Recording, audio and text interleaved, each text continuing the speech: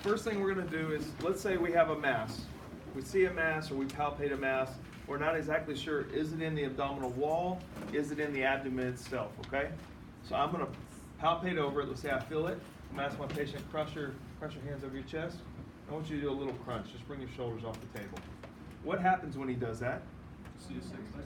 Relax, okay? You see his six-pack, his abs contract, right? Now, if that mass was in his abdomen, under the abs, does it become easier to feel or more difficult to feel when he contracts? More difficult. These abs contract over the top. I feel abs, I don't feel the mass. Does that make sense? If it's in the chest wall and he contracts, what happens? Pushes it out towards my hand, it's easier to palpate, okay? So that's a quick way to determine, is it in the abdomen or in the chest wall. Now, there's a test called Carnett, C-A-R-N-E-T-T, okay?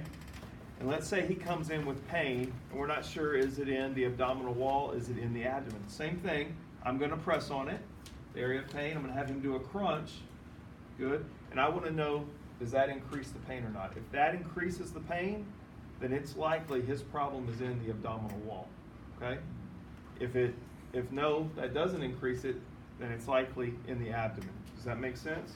That's an easy way to quickly start determining, is it in the chest wall or abdominal wall, is it in the abdomen itself, okay? Finally, for ascites, we're gonna do two tests. You take your hands, press down just like that, down the midline.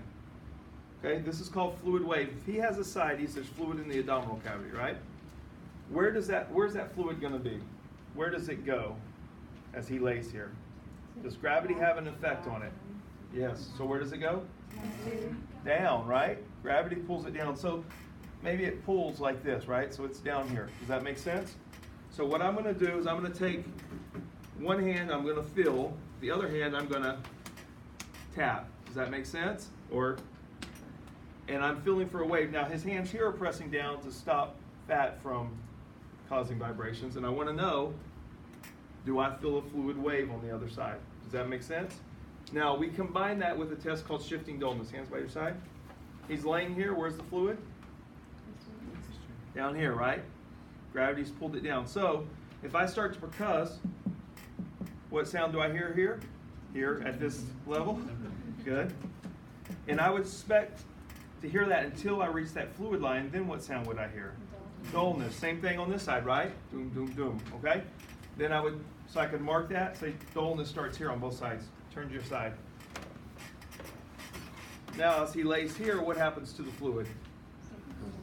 Gravity takes it down here. So now I may have fluid here down. Does that make sense? So this area that was dull is now tympani. This area that was tympani before is now dull. What happened to the dullness? It shifted. We call that shifting dullness. It shifted with the fluid. So we perform, go ahead and relax. We can check for masses in the walls, Carnett's test for pain to determine if the etiology of the pain is in the abdominal wall or in the abdomen. And then we perform fluid wave and shifting dullness for ascites. Okay? All right, and that will complete our exam. So practice those real quickly and we'll call it a day.